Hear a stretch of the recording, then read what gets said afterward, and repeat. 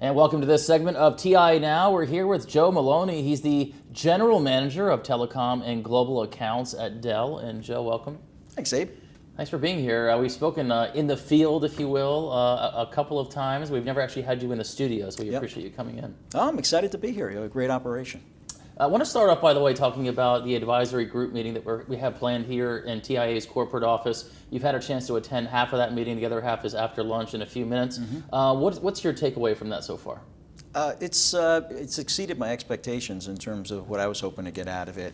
A lot of smart people in the room giving their perspective on where the industry is going, the challenges, and so forth.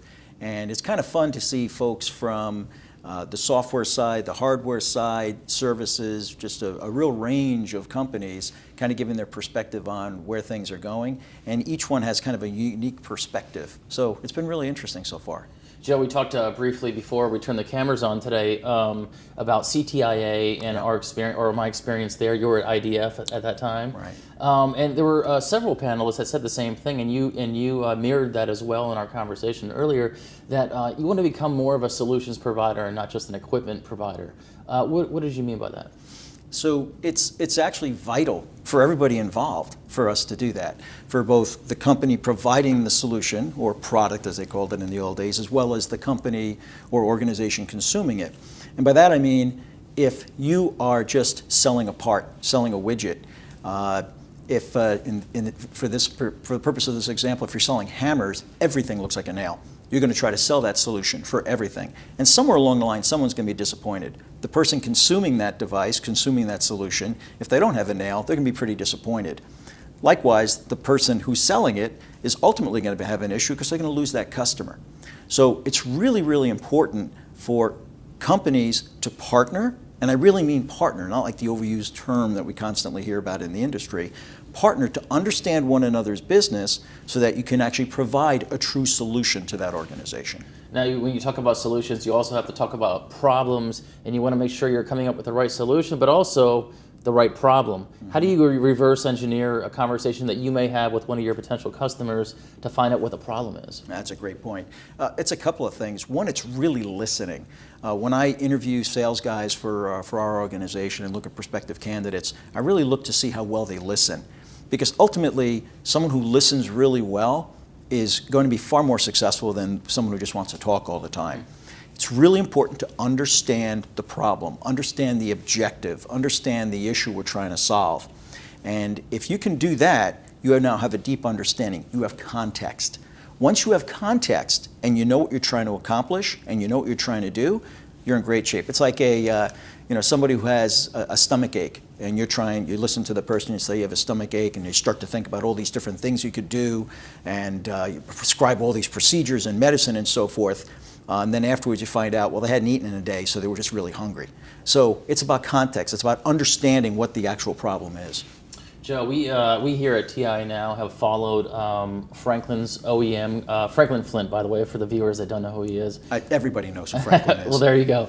His OEM group at Dell. We followed that over the last couple of years, Sure. and we've seen big strides in what they've accomplished as far as getting into new verticals and launching new solutions and technologies that you may not typically see from your traditional OEM group out there. Tell me about a couple of those strides that you've made. Yeah, sure. So I think for the OEM group, of which I've only been part of for 3 years, but we're around for about 14, it's really gone beyond the box. And again, that's another term that kind of gets beat up in the industry, but we truly have evolved beyond the box.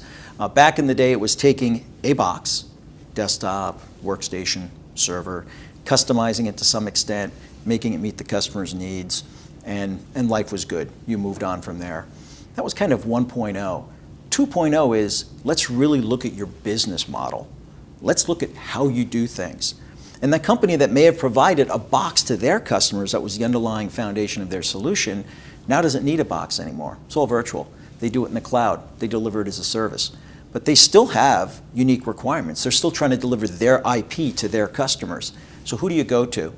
Our OEM organization is built to be able to understand requirements and deliver customized solutions. So we'll be able to go to them and say, all right, so you're trying to deliver this capability to your customer. Great, we can do that purely through the cloud.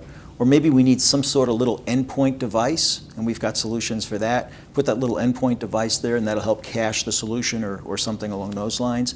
So it's really moving truly beyond just selling a chunk of hardware. And we love hardware. Don't get me wrong. It's kind of nice to have all that really cool Dell stuff out there. Sure. But really, it's about the true solution.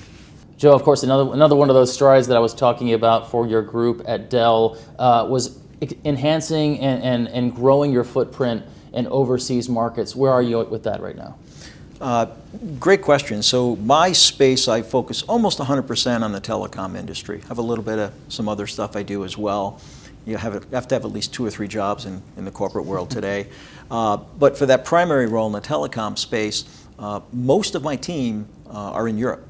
And we've got folks in France, Sweden, Finland, Germany, focusing on the big solutions providers on the continent to make sure that as they develop solutions, they really understand what it is that we can bring to market and help them enable their solution. We want them to be able to deliver their solution as quickly as possible. We keep hearing about the time to market needs to increase, the velocity of products through their development channel has to increase. The overall quality of the products that they're offering and breadth of products has to improve. And by working very closely with them, we think that's certainly the way to do it. So I've got a global team. I've got folks here in the Americas that are focused in this industry, in Europe, as well as in Asia. Joe, of course, you have your work cut out for you within the OEM group. Of course, we've spoken to Franklin several times about his how he's moving forward with the OEM group, and I'm sure he's glad to have you on board. I'm excited to be here. Franklin's a great asset. I've learned a ton from him, as well as my predecessor, Erwin Meyer, and folks all around the world have really been great. It's been a really fun ride so far, and I'm looking forward to seeing where this goes. And thanks for your time, Joe. Thank you, Abe.